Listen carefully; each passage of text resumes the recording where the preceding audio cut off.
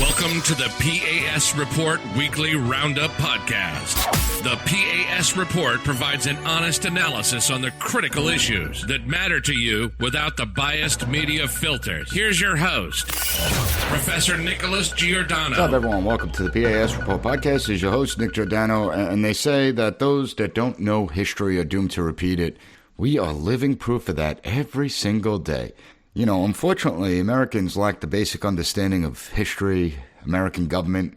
They know little about how it's supposed to operate, who's responsible for what in the system, and we've witnessed some serious abuses throughout this system, most of which have been predictable. It's not like anything should shock us anymore. I mean, sadly, many of our officials are devoid of any historical knowledge as well. Just look at what happened in Afghanistan after 20 years of war. Maybe if our policymakers took the time to ask themselves, why was Afghanistan nicknamed the graveyard of empires? Maybe if they thought about that, contemplated it for a little bit, maybe we could have developed policies that actually would have worked out, rather than spending 20 years at war to the cost of 2,500 American soldiers coming home in body bags, tens of thousands being injured with life-altering injuries, many of them, trillions of dollars wasted, and the Taliban took over within a week when we declared our withdrawal. So maybe if they actually understood history, we wouldn't be sitting here repeating it. However, just because policymakers are lazy and dumb, some are just plain nefarious, it doesn't mean that we have to be. And it doesn't mean that we don't have our own civic obligations. As citizens, we have a responsibility to know and understand American history. We have a responsibility to know the American system and how our government works. I am so tired of hearing that everything is rigged, so what's the point of getting involved? The reality is that as more Americans disengage from the political process, the abuses of power only get worse and worse and worse. And by the time you react to it, it's going to be too late. And the political abuses, they become more dangerous and more brazen. It's why today I want to talk about Seymour Hersh's article where he lays out the case that the United States was actually the ones behind the Nord Stream pipeline bombings. This is an explosive article. It has significant ramifications. What is stunning to me is the actual lack of media coverage concerning this article. They're not even interested to ask questions, to know what really took place, to even figure out whether or not this is true. And this is a big problem. If what Mr. Hersh is saying is true, which I have little doubt it is true given the specificity within the report, why does the media remain silent? They have an obligation to ask tough questions and to get the answers. They used to be the fourth estate. Unfortunately, now they do the political bidding of government and those in power. This goes far beyond your everyday Republican-Democrat politics. It goes far beyond our differences on the social issues. This goes well beyond political parties. If this report is true, it had the potential to change our life as we know it. And I'm going to go through Mr. Hersh's article. I'm going to go through what it means. I will show you why it's such an important story that needs more coverage. The fact that the media hasn't provided much coverage is journalism malpractice, and that's putting it mildly. I'm going to get to it all. Before I do, make sure you subscribe to the podcast so you don't miss an episode. And if you find the show informative, share it with your family and friends. Also, I appreciate all ratings and reviews, so make sure you leave the P.A.S. Report podcast a 5-star rating. Take 30 seconds to write a review on Apple Podcasts and any other podcast platform that allows it. And before I get to Hersh's article on the Nord Stream pipeline, there comes a point where you have to stop and ask yourselves, what the hell is going on? And I guess Hersh's report actually falls under that umbrella. But I briefly want to mention what's going on in the skies, because 2 weeks ago we learned about a Chinese spy balloon, and President Biden finally gives the order to shoot it down. Okay, you could easily explain the spy balloon, and China is going to spy on us. They're attempting to spy on the United States and gather intelligence. It's how nation states behave, and while I believe the Biden administration took too long, the administration ultimately dealt with it. However, since then, we have shot down 3 more things in the skies. And yes, I'm calling them things because we don't have any definitive answers of what they actually are. They were all different shapes. One was a cylinder, one was an octagon. They are not being declared balloons. We don't know who is responsible. And according to reports, the one shot down over Alaska was actually interfering with fighter jet sensors, which takes the threat to a whole new level of national security. What's concerning is that if these were from China, we would actually know that. I mean, it's not like the administration would hide that. We would know that. So what is going on? A NORAD commander was asked about these objects, and here's what he had to say. Thank you. Let's go to Helene Cooper, New York Times. Hi, thanks, Pat, and thanks for doing this. This is for General Van Herk. Because you still haven't been able to tell us what these things are that we are shooting out of the sky, that raises the question, have you ruled out aliens or extraterrestrials? And if so, why? Because that is what everyone is asking us right now. Yeah, thanks for the question, Helene. I'll let the intel community and the counterintelligence community figure that out. I haven't ruled out anything at this point. We continue to assess every threat or potential threat unknown that approaches North America with an attempt to identify it. Thanks. I mean, whoa, wait a minute. Did he just say he isn't ruling anything out, including the possibility that these are extraterrestrial objects? And I love how he so casually says it. It's amazing. He's like, oh, no, we're not ruling anything out, and just moves on past the question. I mean, I guess if you don't know where they're coming from, it's the right response. It's the most honest answer. But it does raise a whole bunch of concerns and other questions. And I will state off the bat, I do not believe these are alien spacecraft, but if they are, it might not be the best of ideas to blow them out of the skies. It might make the aliens a little mad. I'm just saying. If they can get here, their tech is much better than our tech. So you might not want to piss them off. In the movies, it never works out too well.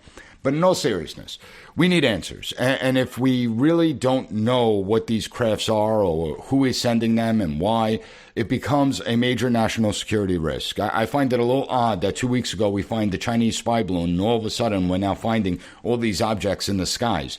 How long has this been going on for? I can't imagine that these objects just started appearing out of nowhere. And we need to know, are these coming from nation states? Are they potentially coming from terrorist organizations? Are there potentially private corporations doing some research and development? I mean, I doubt that's the case because there are strict rules that corporations and laboratories must follow and have to abide by when they're putting anything in the sky. But we still have to ask that question because we're not getting any answers. Are these objects using any type of advanced technology that we're not familiar with? Do these objects have anything to do with the increasing number of reports from fighter and airline pilots of UFOs where they say that these objects defy the laws of physics? Are these potentially our own top secret defense projects we're unaware of? And again, I doubt this is the case because even if there is a top secret program going on, the odds of that the airspace would be open is slim to none. We'd have it restricted already. However, we still have to ask the question. I mean, don't forget, we started researching stealth technology in the late 1950s. We started testing it in the 70s and making it operational in the early 80s. Imagine the technologies we're working on today, and it's only going to be a small amount of people that would be aware of these experiments. But again, I don't think that's the case, but we need to know. Then you have the press saying, we need President Biden to come out. He has to answer questions. You don't have to answer questions on the Nord Stream bombing, but you do have to answer questions on this. And why? I mean, if we don't know, if the officials don't know, why are we going to trot Biden out there just to simply waste everyone's time saying that they have no idea what these objects are and we're doing everything we can to find out? I mean, do we really want to put Biden in that position, President Biden in that position? I certainly don't, and so it'll be fruitless. Now, the administration should tell us what they know to the level they can, but there's no point in trotting Biden out there at this point. So there are a lot of questions, very few answers. Hopefully we begin to get some answers sooner rather than later. But that's where everything is so bizarre in today's day and age, where you see these stories, and is it something to distract us? I can't answer that question. Then you have the whole Ohio, east of Palestine, Ohio story with the train derailment and the chemicals going everywhere, making that area completely toxic. They're hauling away journalists, arresting journalists on the spot. Who knows what the damage is? Who knows what the extent of the damage is? Where is Secretary Pete Buttigieg? Oh, he's complaining about, not enough minorities are hired in the construction industry, which I don't know where the hell he's looking, but it seems pretty even split there. Where's the Secretary of Homeland Security, Mayorkas? I mean, don't forget, you have FEMA housed in the Department of Homeland Security. Obviously, they do a lot of hazmat planning. Well, where are the hazmat teams? Are they going out there? I mean, there's just so many questions, but you don't hear the media really talking about it at all. We're seeing these images that people are posting. Dead fish, pets are dying, people are having, massive asthma attacks, ominous clouds in the sky from the chemicals. So we see all this, and they don't want to answer it. They ignore it. So what is going on in the United States? And then you get this bombshell report by Seymour Hersh. And I'm going to read elements of Seymour Hersh's article. It's probably one of the most fascinating articles that I've read in years, to be honest with you. Not only is it fascinating, it's extraordinarily dangerous. Like, the consequences could be extremely significant and change our lives as we know it. And so you would think, again, that the media would question. So I'm going to read elements of this report that he wrote. The level of detail is extraordinary. That's what tells me that the report is accurate. And it all begins on September 26th. September 26th, we see this pipeline, the Nord Stream pipeline, get bombed. And the Nord Stream pipeline was extremely lucrative to Russia. It helped European countries by providing cheap oil, especially Germany. And when we begin to look at what was unfolding, what was going on, immediately after the pipeline was bombed, we had the talking heads on TV, the political pundits coming out there, obviously screaming, Russia, Russia, Russia, Russia, Russia, all saying that it was Russia. There was a few that said, hey, wait a minute, this doesn't look right. Why would it be in Russia's interest to blow up their own pipeline that actually generates that money? I mean, the Ukraine war is not going to last forever, so why would they do something like that? And yet, if you brought that up, if you raised that question, you were attacked that you were a Putin plant, that you were doing the bidding of Russia, that you were nothing more than advancing Russia's agenda and pushing Russian propaganda. It had to be Russia. That's what these demented psychopaths said. It had to be Russia. And here's some sound clips doing exactly that. How does this fit into Putin's playbook? Of course, as you would expect, Susan, Russia says, we had nothing to do with this. We're going to launch an investigation. But come on. The indications are that foul play was involved and that it appears that, Russia is certainly the likeliest suspect of this. I think this is clearly an act of sabotage of some sort, and Russia is certainly the most likely suspect. I think this might be just the first salvo of some additional things that might be coming toward Europe. What Putin is saying to us with by blowing up his pipeline is, look, I can blow up a pipeline. If need be, I can blow up the internet cables coming into your country. I can blow up functioning pipelines. I could do all sorts of stuff. Not for nothing, but anyone that takes John Brennan seriously, anyone that listens to a word he says and think he's telling the truth, you need to get your head examined. I mean, this guy is a complete and utter fraud. He should be imprisoned for all that he's done. He directly lied to Congress. Under his leadership, the CIA was spying on sitting members, duly elected members of the United States Senate Intelligence Committee. I mean, this guy should have no business speaking out publicly, especially on matters like this. You want to talk about propaganda, they're the ones that push propaganda. And it's not just the John Brennans of the world. You had the German intelligence chief state that, quote, only Russia can really be considered for this, especially since it stands to gain the most from this act of sabotage. NATO warned in a statement that, quote, any deliberate attack against allies' critical infrastructure would be met with a united and determined response. The European Commission President, Ursula von der Leyen, warned it would, quote, lead to the strongest possible response. Any deliberate disruption of active European energy infrastructure is unacceptable. The Washington Post editorial board, they put out a piece where they blamed Russia and said that the evidence was accumulating, that they were behind the pipeline attack. They also stated that the West must prepare for more attacks and must become proactive. You had Sean Monaghan at the Center for Strategic and International Studies write an entire article explaining how Russia was behind the attack and that this signals, quote, Russia's regime has signaled how far it will go to put pressure on Europe to reduce its support for Ukraine, erode European security, and subvert international order, end quote. Even Heritage, and I normally like Heritage's pieces, they even joined in. They stated, quote, Russia's attack on Nord Stream pipelines means Putin has truly weaponized energy, end quote. An article in Newsweek by an energy policy expert, I'm not going to say their name because I can't pronounce it to be honest with you, but they declared, quote, Russia blows up gas pipelines declaring an all-out energy war it may already have lost. David Goldwyn, who ran the State Department's energy program under former President Barack Obama, said it was unequivocal that Russia was behind the attack. Andrea Kendall-Taylor, a former U.S. intel official, who led a strategic analysis on Russia for the National Intelligence Council, said that the pipeline sabotage were the result of intentional sabotage executed by Russia and that we should expect this aggression to get worse and continue. And of course, the neocons, the war hawks, all pushing Russia was responsible. You had the Ukrainians saying Russia was responsible. They called for an increase in defense measures. They wanted to flood the zone with U.S. troops and NATO's forces. So you have NATO threatening to retaliate on the pipeline attacks. You had European officials threatening a robust response to sabotage. And the question becomes, was this a way to try to push the Europeans into a war with Russia, thereby drawing the United States into the conflict? It sure seems that way. It sure seems that way. And it's not like we've never seen this before. I mean, again, I started the episode off talking about history repeating itself. Just remember the Spanish-American War, where the Navy ship Maine was sunk in Havana Harbor and the Spanish were blamed for it, but it turned out it wasn't actually the Spanish. It was something internally on board. So unfortunately, it's not like this is something new. We've seen it before. Remember the Gulf of Tonkin in Vietnam, where the Johnson administration presented these as unprovoked attacks by the North Vietnamese? This is what allowed him to greatly escalate our involvement in the Vietnam War. So it's not like we've never seen anything like this before. So I'm going to get to the report, take a quick break right now. When we get back, I'm going to get to Seymour Hersh's article. I'm going to break it down, read a few key sections for you, and explain why it matters. We'll be right back. As someone who worked in emergency management, I routinely sounded the alarm bells on our outdated grid system. Think back to 2003 when a tree branch hit a power line in Ohio, shutting down power to the entire eastern seaboard. Around 100 people died, and this was one of the costliest disasters in American history, with losses totaling over $60 billion.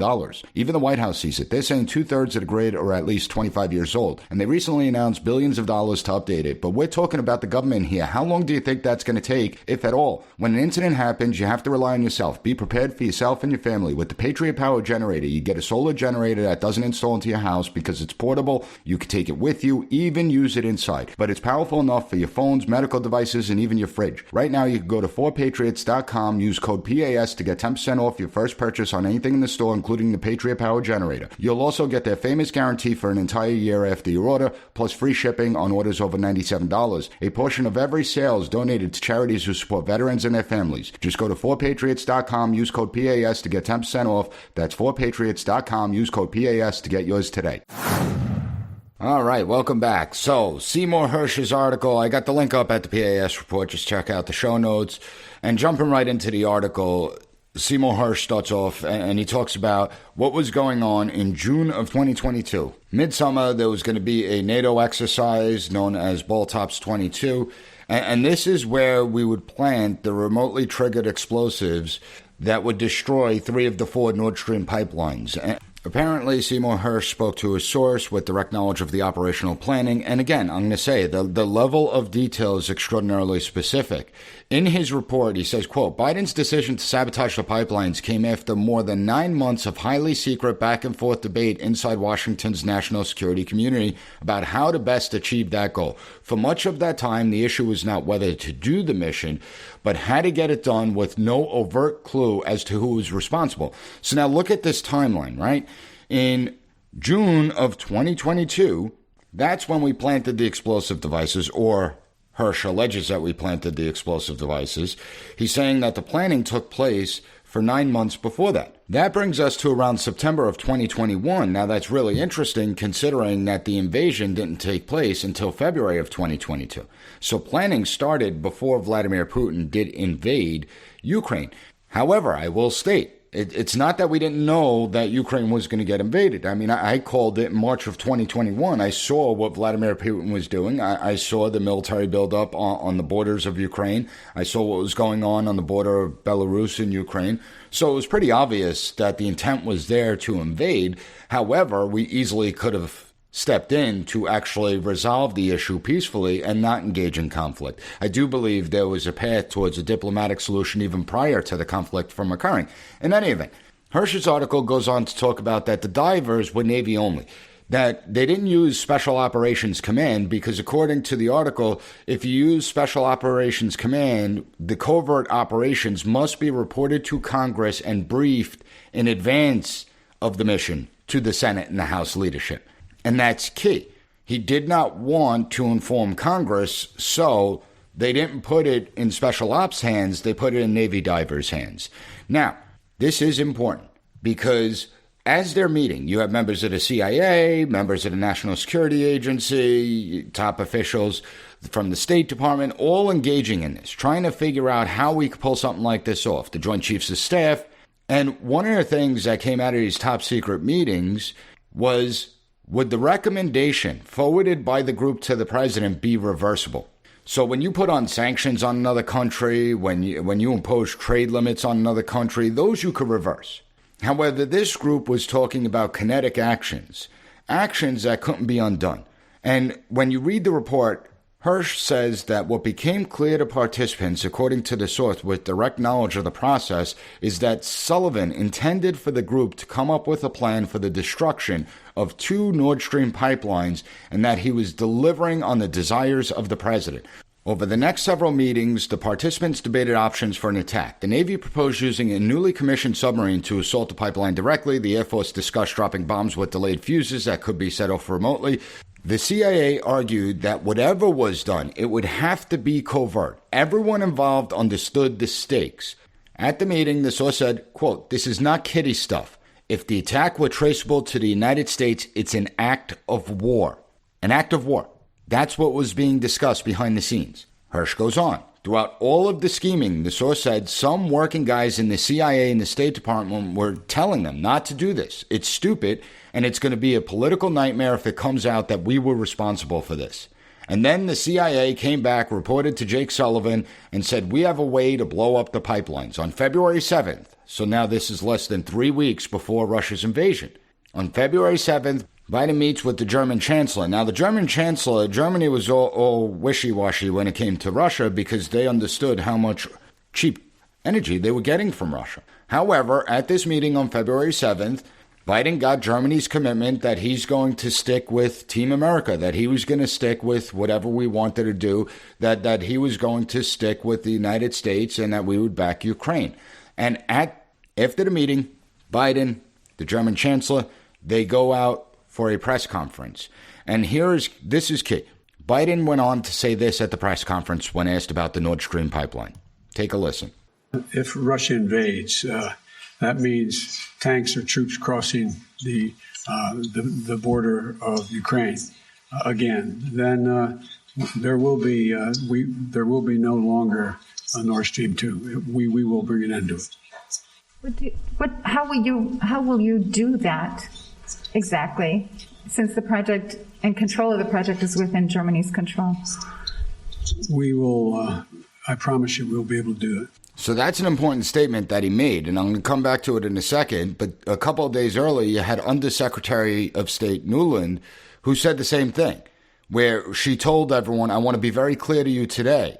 If Russia invades Ukraine one way or another, Nord Stream 2 will not move forward. According to Hersh's report, he stated that the source said, quote, it was like putting an atomic bomb on the ground in Tokyo and telling the Japanese that we were going to detonate it. The plan was for the options to be executed post-invasion, not advertised publicly. Biden simply didn't get it or ignored it.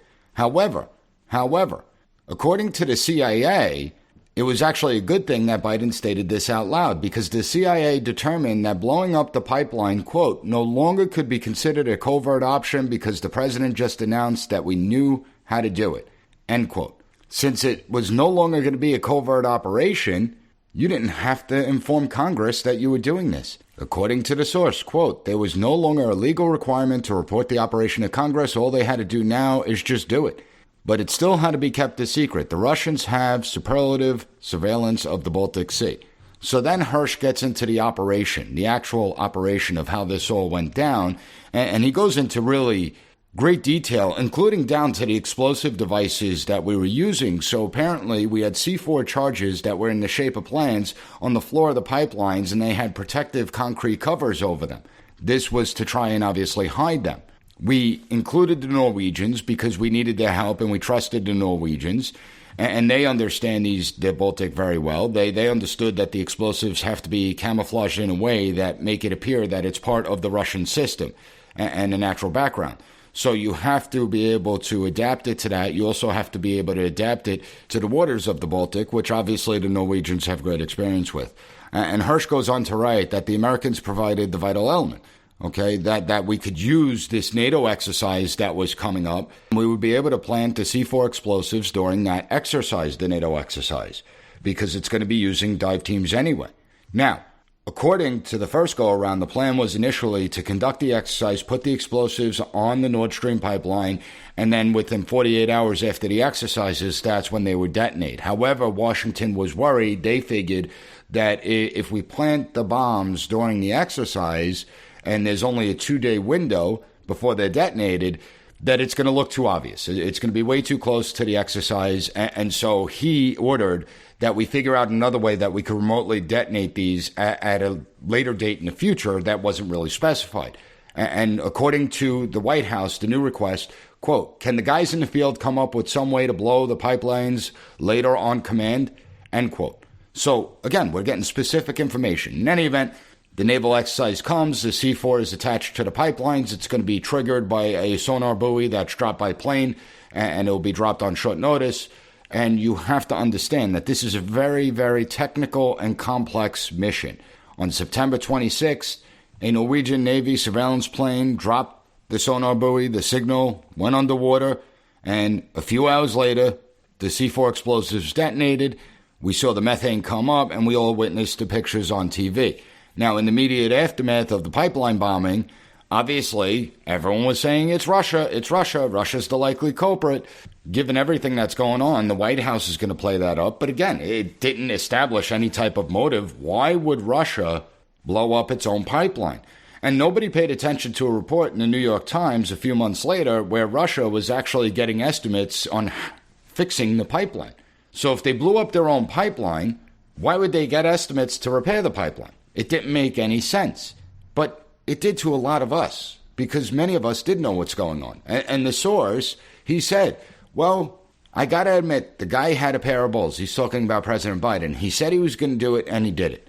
It was a beautiful cover story. Behind it was a covert operation that placed experts in the field and equipment that operated on a covert signal. The only flaw in the plan was the decision to actually do it, end quote. And that's how the report ends. Now, again, this is explosive, no pun intended. When you read Hersh's article, it goes through with specific details on the conversations that took place. So what was the actual intent? What did we hope to gain out of this? Now, some are going to argue that if it was us, well, we wanted to punish Vladimir Putin, we wanted to hurt the Russian economy. However, this doesn't really hurt the Russian economy. This hurts actually the European economy more than the Russian economy. I mean, the reality is that with the pipelines blown up, the cost of energy has significantly increased. That's the reality. If you really wanted to hurt Russia's economy, you would actually flood the market with oil and natural gas to bring down the costs. That's what you would do. You would flood the markets. The more supply on the markets, the cheaper the price is going to become. So you're not hurting Russia in that way. In addition, there were already sanctions on the Nord Stream pipeline, and it wasn't going to go right away anyway. We could easily have put more sanctions on it to prevent natural gas from flowing from Russia to Europe. So I don't believe it was about the economy. What was the real intent to blow up the pipeline? And I do believe it was to draw America into the war. Now, that's speculation on my part. I will admit that it is speculation. But they knew damn well behind the scenes that this is likely an act of war. You are destroying another country's infrastructure. Now, luckily for us, Russia has had a difficult time in Ukraine. They can't afford to get into a kinetic war with the United States. But what if Russia wasn't having a difficult time? What if the Russian military was doing extraordinarily well? What would happen then? And that's the scary part. Was this all designed to get the Europeans to enter the war? Because if Europe retaliated against Russia, that's going to draw them in. And then Article 5 immediately gets invoked, Article 5 of the NATO Charter, that an attack on one is an attack on all. That's going to get immediately invoked, drawing us into a kinetic war with Russia. Was that the real reason? And what would have happened if Russia declared war on the United States? What would have happened then? You know how dangerous this could be? You know how quickly things in the heat of battle and the fog of war can spiral out of control? History, again, I'm going to go back to the beginning of the episode. History is replete of examples of governments miscalculating and having a disastrous consequence, leading to a much larger scale conflict than already exists. And that to me is dangerous. So I am hoping that the Republicans in Congress begin to investigate, find out what the hell was going on, who authorized what, why If we authorize this, would we do it? What was the intent behind it? And hopefully people are held accountable. There are times where you do covert missions. I get that. There are times where we have to act and do things that may not seem above board. But however, with that being said, you need to measure the risk versus reward, the cost versus benefit analysis. A wider scale war is not in anyone's interest, particularly ours. Actually, let me rephrase that. Drawing Europe and the United States into a war, making it a world war, does not benefit anyone except for communist China, who will sit on the sidelines, watch everyone destroy themselves, and then declare them the sole superpower of the world, the dominant power within the world. This is not me carrying water for Vladimir Putin. It's not me being a Russian agent or a Russian spy. It's me showing you how demented many of these foreign policy hawks are, where they constantly undermine and do the exact opposite of what's in our best interest. We have enough challenges right now, and America is at its weakest point in quite some time, and a stupid stunt like this could have had disastrous consequences. Now, I do not believe that there's going to be retaliation at this point. However, this stupid stunt has the possibility of coming back to haunt us. It was reckless and it was irresponsible. Now, if you found the content of this episode informative, please leave a 5-star rating. Take 30 seconds to write a review on Apple Podcasts or any podcast platform that allows it. Also, make sure to share this episode with your family and friends and on social media. I want to thank you for joining me, and I'll be back on Monday with another great episode of the P.A.S. Report podcast. Thank you for listening to the P.A.S. Report Weekly Roundup Podcast. Have a good one. Bye. Be sure to rate, share, and subscribe to the podcast so you'll never miss an episode. Also, visit PASreport.com and follow us on Twitter at PAS Report.